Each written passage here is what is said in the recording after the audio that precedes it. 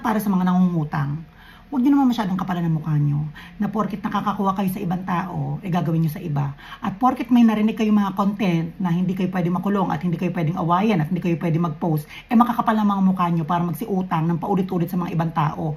Mahiya naman kayo sa balat niyo, pinag-uusapan na kayo sa subdivision niyo, pinag-uusapan na kayo sa iskinita niyo, ayaw niyo pa ring tumigil.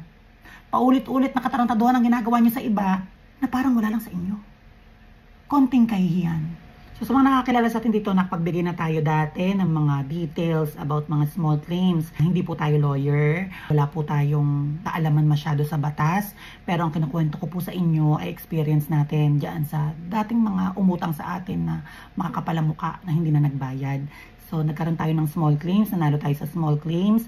Then, naaral natin sa pakikinig natin dyan, yung hearing na yan. Ang daming mo, puro may mga ganyang case. So, nakikinig tayo, medyo na intindihan natin. Yun yung sinishare natin. So, hindi po ako lawyer, pero may experience po tayo. At hindi po tayo nanghula sa experience natin. Magbibigay lang ako ng comment about dito sa mga maraming masyadong nagkalat dito sa mga TikTok, sa mga Facebook. Mga taong nagsasabi na hindi ka makukulong pag may utang ka. Tapos meron pang mga tao na sinasabing huwag kang matakot pag may utang ka. Yung iba sinasabing hindi ka pwedeng i-post pag may utang ka. Yung iba naman, kapag may pinagkakautangan ka at ginawang ka ng mali, pwede mong kasuhan. Ay, may mga ganyan. Marami akong nakita. So magsasalita tayo kasi medyo hindi siya maganda. Una sa lahat, huwag natin bigyan ng privilege, kalakasan ng loob, katapangan ng mga taong palautang, na gumawa ng panibagong kamalian dahil sa mga naririnig sa inyo. Nagkaroon ng atraso itong mga taong ito, may interest o wala, ng loko ng iba, hindi nakabayad, na-stress, nagka-anxiety yung mga taong niloko, pinaghintay, pinaasa, paulit-ulit. Huwag niyong bigyan ng power or lakas ng loob para gawin ulit sa iba. Ang content nyo ay hindi pabor sa mga taong naabuso at nasaktan. Ini-encourage nyo yung mga tao para umutang ng paulit-ulit sa iba kasi narinig nila sa inyo na pwede palang magkaso yung mga taong may utang pero dahil sa galit ng iba na inutangan nila, naipopost sila. Pwede rin palang nilang ulitin sa iba na umutang sila at hindi sila magbayad kasi hindi rin pala sila makukulong dahil napakahina naman pala ng batas ng Pilipinas. Ganyan ang pinupurso nyo dyan sa mga content nyo na imbis na sabihin nyo kung paano makapagbayad, paano masaayos yung utang at umayos yung buhay, gumaang ang life, ay kinukonsinti nyo na gumawa pa ng katarantaduhan sa ibang tao.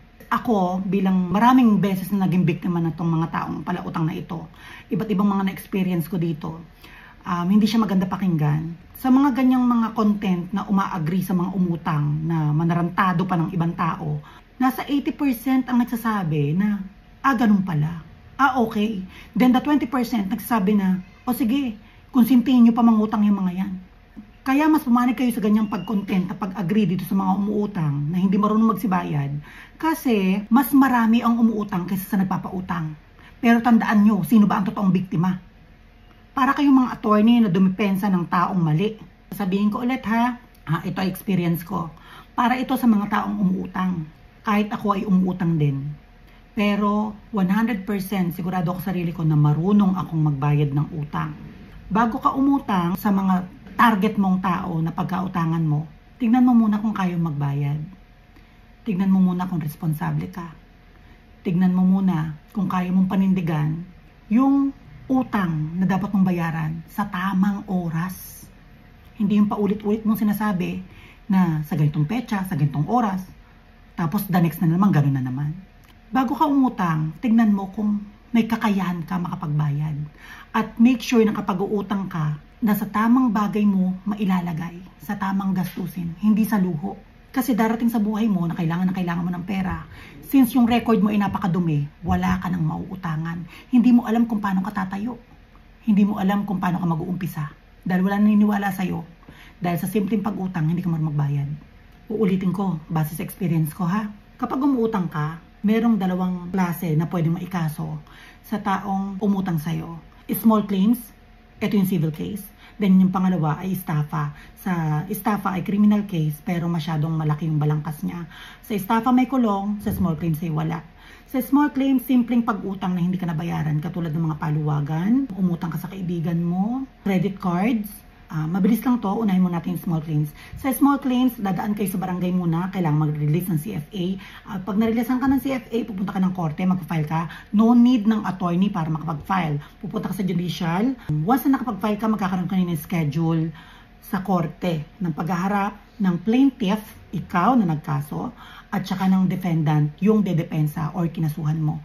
And then magkakaroon ulit kayo ng bagong agreement, papunta dito sa korte. Once hindi nagawa o naibayad sa tamang agreement itong taong nangutang sa'yo, ay madjudge siya na kung saan kapag natapos na ang kaso at nagsucceed ka, doon papasok yung sheriff. Under the sheriff ng small claims, may karapatan ng sheriff na kolektahin ng lahat ng gamit ng taong may utang sa'yo. Ito yung kasama na dito lahat ng mga TV, lahat ng appliances, lahat ng mga gadget, lahat ng mga sasakyan, ari-arian, or title na sa'yo nakapangalan. So, hindi lang pwedeng kunin ng sheriff ay yung mga bagay na pinagkakakitaan. Example, kunyari itong taong ito ay may sasakyan na sa kanya nakapangalan pero ginagamit niya pang biyahe, pang grab, pang service. So, hindi niya yung pwedeng kunin. Kunyari, ang may taong may utang sa'yo ay nagtitinda ng frozen food. Hindi pwedeng kunin yung freezer kasi doon siya kumukuha ng pangkabuhayan. Yung mga taong may utang naman sa inyo na nagtatrabaho katulad sa mga pabrika, sa mga employee na merong employer, doon naman sila ko-connect sa mga kumpanya, sa mga HR para yung mga sahod nila ay mag-direct papunta doon sa mga sheriff. And then, anong gagawin dito sa mga gamit na makokolekta ng mga sheriff? Kukunin ng sheriff at ibibid. Then after mabid, yun ang mababayad sa pagkakautang ng taong ito sa'yo. And the other part, the criminal case, ito yung estafa na kung saan may kulong. Ang mga senaryo nito, pwedeng nagkautang ka kasi nanloko ka. Magre-remit dapat sa'yo, hindi nag-remit, ninakaw, tinakbo yung pera. Checking tumalbog. Kapag meron nagpapirma sa'yo ng papeles, nagbebenta ng bahay, lupa, and then hindi naman pala totoong siya yung may-ari, or hindi naman pala totoong binibenta ng totoong may-ari, estafa. Malaki ang balangkas ng estafa na pwedeng, kung ano yung klaseng ginawa sa'yo ng tao, pwede mong isipin kung sa civil case, small claims, or estafa, doon sa criminal case na may kulong. Ako kasi may mga pautang din ako. The rest na nanloko kasi sa akin is wala talagang interest. The rest ng mga tumakbo sa akin ay zero interest. Kasi kaibigan ko, kakilala ko, kapitbahay, kaibigan ng nanay ko. Ganyan ho ako kabait at ganyan ho ako katanga. Para sa mga nagpapautang dyan, may interest o wala. Make sure pag pautang, siguraduhin nyo na meron kayong makokolekta sa loob ng bahay. No need kasulatan, hindi kailangan ng kasulatan. Ibang barangay sinasabi yan pero kaya nyong i-insist yan. Kasi sa barangay pwede na kayong magbago ng kasunduan at bagong agreement. Yun na yung gagamitin sa kasunduan na yun pang file sa korte kasama ng CFA. Advice ko sa inyo bago kayo magpautang, tignan nyo muna yung background. Tignan nyo yung bahay, kayong nakapangalan, tignan nyo kung may sasakyan, tignan nyo yung pwede nyong ipautang base doon sa loob ng bahay na pwede nyong makolekta. Okay? Huwag kayong basta-basta nagpapautang na tingin mo'y lugi ka. Kung yan, nagpautang ka 100,000 ay hindi nabayaran. And then, ang eksena ng mga mangungutang, paulit-ulit yan eh. Hingi ng ganito, hingi ng ganyan. So, kayong mga nagpapautang, ang gagawin nyo lang dyan, magbigay. Kasi nga, masakit sa ulo pag nagkakaso ka. So, sige lang. Sige ka lang na sige. Kahit masakit na sa loob mo, sige ka lang na sige. So, nagpautang ka ng 100,000. Sa loob ng bahay, walang gamit. Walang trabaho. Merong sasakyan. Pero yung sasakyan, ginagamit pang hanap buhay. Lugi ka doon. Nagkaroon na kayo ng terms nung taong kausap mo na umutang sa'yo, then sa barangay magkakaroon ulit ng another terms, korte ay magkakaroon ulit ng bagong terms. So maraming terms of conditions ang peg. So, nasa sa'yo yan kung a-agree ka sa terms. Nasa sa'yo yan kung papayag ka sa terms. Okay? Ikaw ang may power kung gusto mong pagbigyan sa terms, or gusto mo isang bagsakan na, or gusto mo 1 month lang, 2 months. Pero i-convince ka ng mga yan para magkaroon ng terms, para ma-stop na at magkaroon ng bagong kasunduan. Ito pa pala, sa small claims, may rights magkaroon ng demand doon sa taong kinasuhan ng small claims. Ano tong demand? Pwede ka mag-demand na magkakaroon ka ng additional percent dahil sa paggastos mo sa pag-file ng small claims, sa pagpasok mo sa ganito, sa ganyan, sa etc. So may ganyang eksena sa small claims. While sa estafa naman ay magkakaroon ng marami-raming kaso kasi dyan papasok yung i-charge mo siya kung ganong stress ang nangyari sa'yo, yung mga pagkakasakit mo, yung mga pagtatrabaho mo dahil sa pag-iisip mo sa kanya, may mga ganyang eksena. So, medyo malaki-laking sakit ng ulo pag estafa para dun sa taong kinasuhan. Advice ko naman para sa mga nangungutang, huwag nyo naman masyadong kapalan ng mukha nyo na porket nakakakuha kayo sa ibang tao, gagawin nyo sa iba. At porket may narinig kayo mga content na hindi kayo pwede makulong at hindi kayo pwedeng awayan at hindi kayo pwede mag-post, makakapal ng mga mukha nyo para magsiutang ng paulit-ulit sa mga ibang tao. Mahiya naman kayo sa balat nyo, pinag-uusapan na kayo sa subdivision nyo, pinag-uusapan na kayo sa iskinita nyo, ayaw nyo pa rin tumigil. Paulit-ulit na katarantaduhan ang ginagawa nyo sa iba na parang wala lang sa inyo. Konting kahihiyan. Ang utang ay dapat bayaran. At pag uutang ka, dapat responsable ka.